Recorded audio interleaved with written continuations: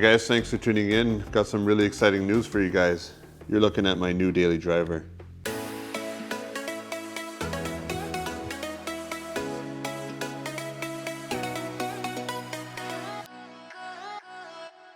Alright guys, so this is a 2020 G20 M340i.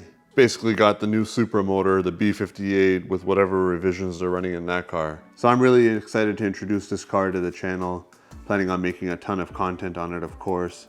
And in my opinion, a lot of you 335i guys, especially the guys with the N54 motor, are going to be interested in this car as your future car one day. There's a few things they've addressed, in my opinion, compared to the F-Series cars in terms of driving dynamics and the power potential of the inline 6. As you can see, that's an M340i. Here's the interior. When the car is shut off after running, this side light pulsates. You can set the lighting color on the interior. Go over to the driver's side. So I didn't touch anything, it just knew that I was coming and it unlocked for me. Very cool.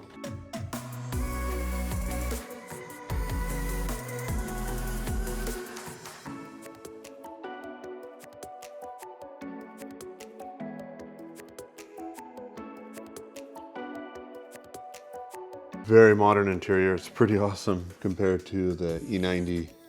But in my opinion, this is more related to an E90 than it is to an F-Series car because it's tight, it's firm, steering has feel. I think they just addressed a lot of concerns people had with the F-Series car. For some people, it's a perfect daily because it's comfortable. I kind of want something that's still a little bit raw as my daily, so they've kind of addressed that with the G-Series. I really was just going to get an F-Series car, a 2016 340i, but then I just looked into this G-Series car and kind of fell in love with it. The main thing that really appealed to me with this particular car is self-drive, assisted driving, lane keep, braking, traffic assist. It'll do stop and go traffic. That's going to be really awesome. You'll know if you're looking at one of those cars, if you can see there's a little camera on the gauge cluster that watches your eyes, and then there's lights here that tell you when to grab the wheel, etc. It has M340i side sills. It's just a really nice place to be. That's super ultra modern in my opinion. So let's go over the window sticker and I'll talk you through this particular car. Every time you park, your logo is going to be right side up, and when you're driving down the road, it's going to stay centered, kind of like a Rolls Royce. BMW owns a Rolls Royce, so I'm pretty sure they just got that from them. Pretty neat though, when you park, always expect those to be right side up. Next up, we're going to do a quick cold start on this car. The burbles don't really come alive until the car is fully warmed up, but just to give you guys an idea, let's cut over to that. All right guys, here's the cold start. It's been sitting all night.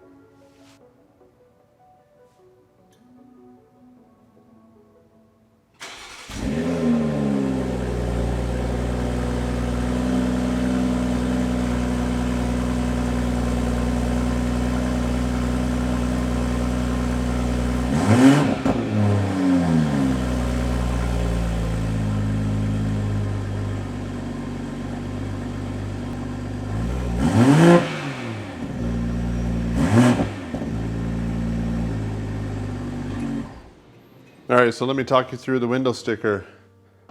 As delivered, 60,415, Alpine white, Sensitech interior.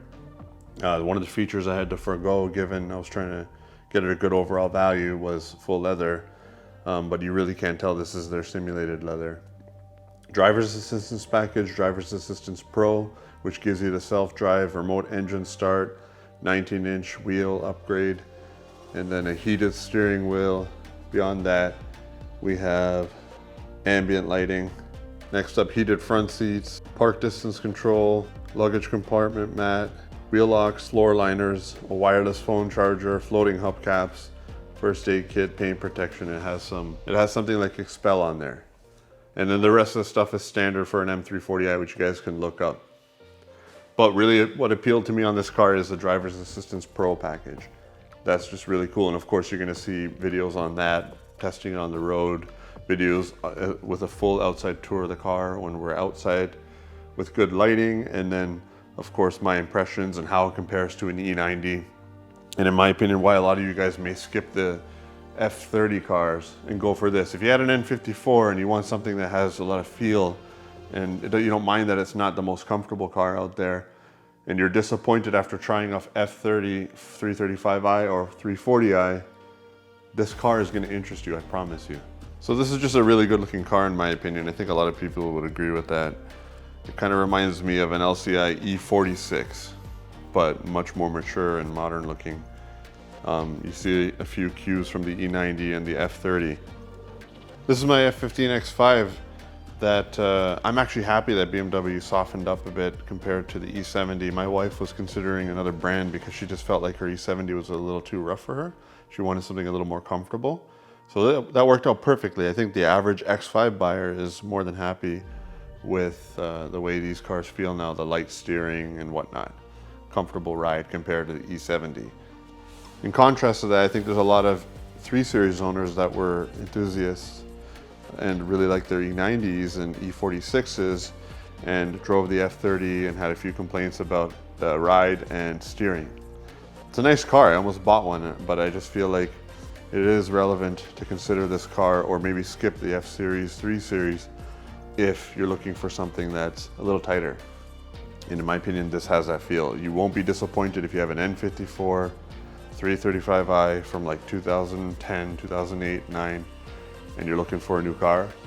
This car will deliver for you because it's tight, it has feel, and they worked out all the kinks compared to the F-Series cars, and it has the B58 motor, which has lots of power potential. People are putting down 600 wheel easy with the new Supra, and this is the same exact motor now.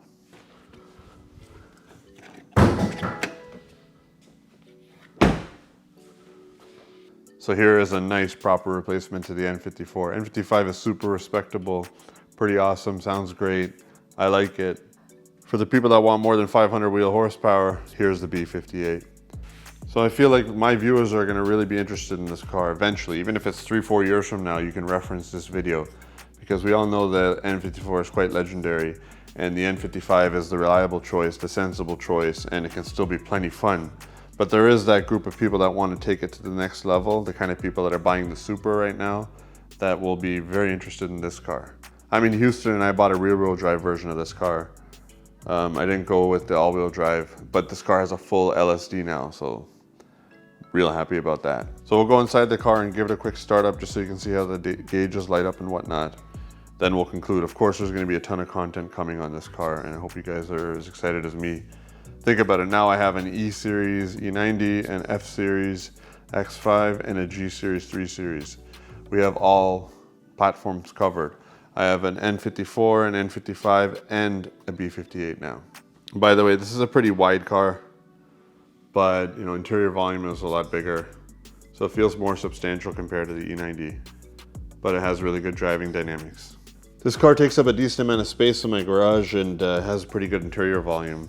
So it's a little bit wider and almost feels like almost the size of an E39 5 Series from back in the day, but still has really good driving dynamics. And white is going to be a change of form for me, trying something different, and I think I'm going to enjoy it come summertime. A black car in Houston isn't necessarily very much fun. Car sense that I'm approaching turned on the headlights but didn't unlock yet. That's so you can help find it in a parking lot, I believe. Now it unlocked. So it just says welcome on the display. Your start button is down here now.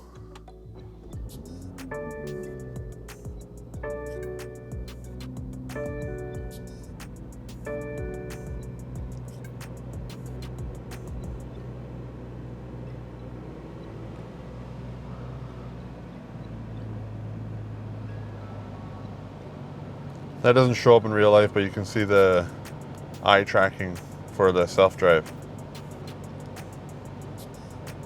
And it says M340i just in case you forgot what you bought, I guess. There's your light controls. I have the interior lighting set to violet. I think it looks pretty cool.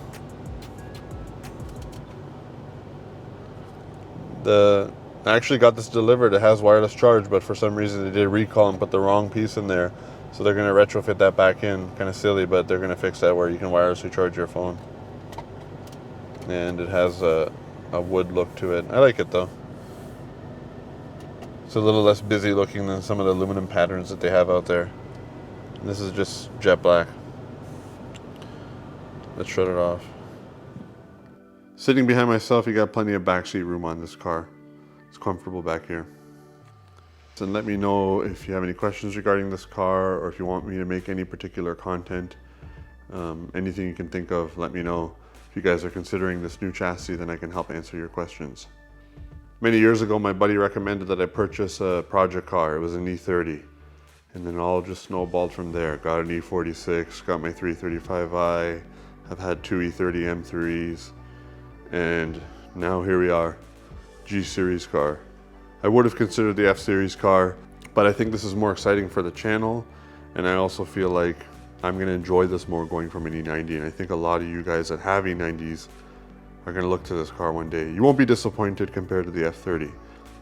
And I'm not knocking the F30, it's a great car, but there was a few issues that needed to be addressed, such as steering feel and overall driving dynamics. They softened things up to probably appeal to a wider mass, but I don't know if that necessarily worked out in their favor. If you want a Turbo 6, you're gonna end up buying an M Edition. They're all M Sports, but then they drive well.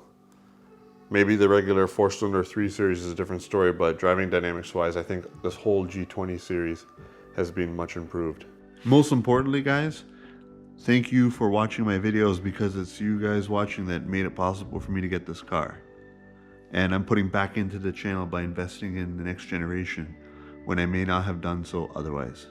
I'm not one to buy a new car, I'll just be honest with you. It's just not my style. I can fix things, so I don't need to pay that premium when the car is new.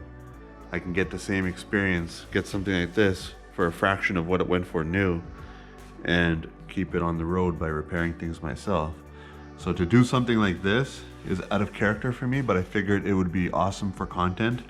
It's nice to treat yourself every once in a while, but really what it boils down to is there's potential with this car. I also really enjoy autonomy and having the car kind of drive itself. I ended up retrofitting adaptive cruise to my E90, and wow, was that a game changer for me. Right there you can see the whole camera system for that connected drive. And then you can see the sensor up in the front bumper.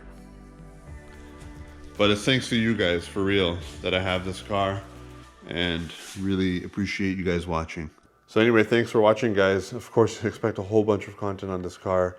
Interior review, driving impressions, baseline dyno numbers, etc. Lots to come. If this is the first video you're catching of mine, consider subscribing. I do upload regularly. Wow.